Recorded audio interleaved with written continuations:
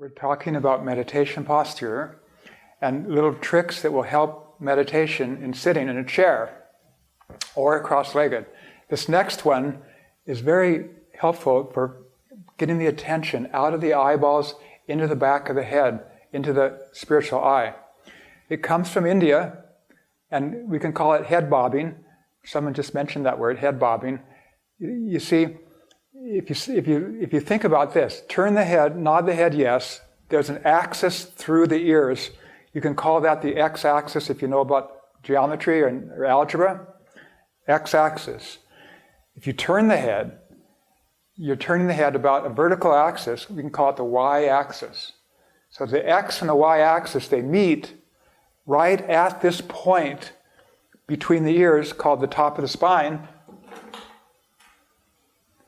The medulla oblongata, top of the base of the brain, top of the spine, the atlas meeting the skull, where the brain meets the body, right there. Low brain. It's a very important area of the body. And in meditation, this is considered the spiritual eye, magic eye, the top of the spine, and the spiritual eye in the front of the body is the negative pole. This is the positive pole. So to be able to sense this area is very important for meditation. So we have two axes, the x-axis, where we nod the head, the y-axis, turning around the vertical axis. What if we have the z-axis through the nose? We turn the head like that, which is a side bending, bobbing. And this needs to be done in a relaxed way because it's just like a tennis ball on a stick. Just roll. There's no effort. If you're making effort to do this, you're working way too hard and tensing muscles. You don't need to tense.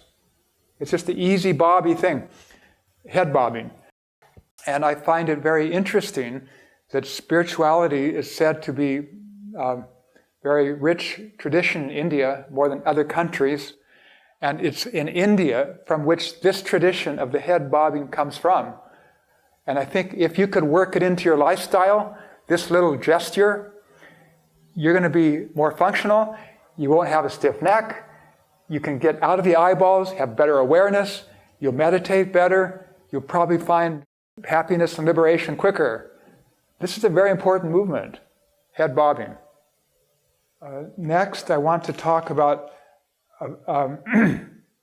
very, very quick, efficient method to bring the head back over center. We've already talked about head forward, and it was combining many things. If you go back to the quick start, you'll see some 4-part counter stretch. It's a lot of material there. But this is a part of that, but you can do this in meditation. And it's called inhale and tense.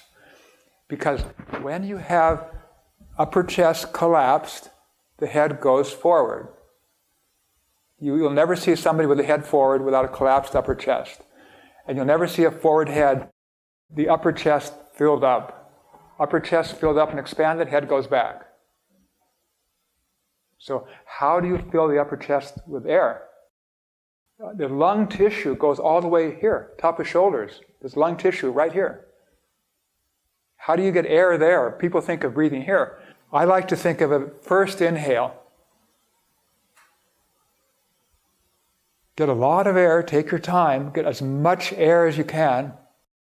Then tense by pulling the belly in, pushing the shoulders down, and that puffs up the chest with this kind of like bubble of air in your lungs. You push it right up here. It makes the head go right back, over center. So it's very intelligent, very effective to inhale, pull the belly in, push the shoulders down, tighten the sphincters, tighten the whole body, tense, pulls the head right back. The danger is if you don't understand that you want to fill the upper chest and you tense before the upper chest is filled, like some people will say, inhale while tensing. Well, that doesn't work for me because no air gets here. And look what happens. If I inhale while tensing, I'm tensing so quickly, there's no air here going to come here because it's too tense. And the head goes forward like this. I've seen people do this for many years, and they have head forward posture locked into their body. And if they had understood this, first inhale, fill the upper lungs, push your shoulders down, pull the belly in, then tense. As you tense, you push the ribs against the air, rearranges the bones here, it gets everything stacked, it brings the head right back. Now, part of this, you should know that the low ribs need to be not protruded. So when you tense or when you inhale, keep the low ribs down. And if you do nothing but this, you'll never get dowager's hump and head forward as you grow older. I do this maybe 10 or 12 times a day before morning and evening meditation. As far as meditation posture, the important thing is that we relax and we have no strain. And there's a trick. If you can make a very small, delicate movements with your fingers or any body part, they cannot be tense. You can't hold tight, tense hands and work on a watch. Delicate, small movements mean you have to relax. If you turn your head 1/10 of an inch slowly, try it. Turn your head 1/10 of an inch slowly. You have to relax the neck to do that. Or nod the head up and down 1/10 of an inch slowly, relaxed. You have to relax to do that. Or you can take a shoulder, lift a shoulder, make a circle with the shoulder. But do the circle very slow, very small, very quiet. You have to relax the whole shoulder. This is a method that you can use to check yourself. Am I relaxed? If you cannot do this with a body part, you're too tense. Small, easy, slow, relaxed movement. You can sit on the floor, lift the toes, make a circle with the foot. Make the foot move in a circle slowly, but slow and small and relaxed. It may be jerky at first, but you can do this with the whole spine, Zen circles. So any body part you can think of a knee, your knees. You can make little circles with your knees, or a little bit left and right. Or your pelvis. You can make your pelvis go in a circle, very small, the size of a dime. Small. You can think of your tailbone making the circle the size of a grain of rice. You can think of your eyes looking very softly, but moving slowly, very slowly. Micro movements is a test of relaxation, relaxed, easy. So it's very helpful for meditation.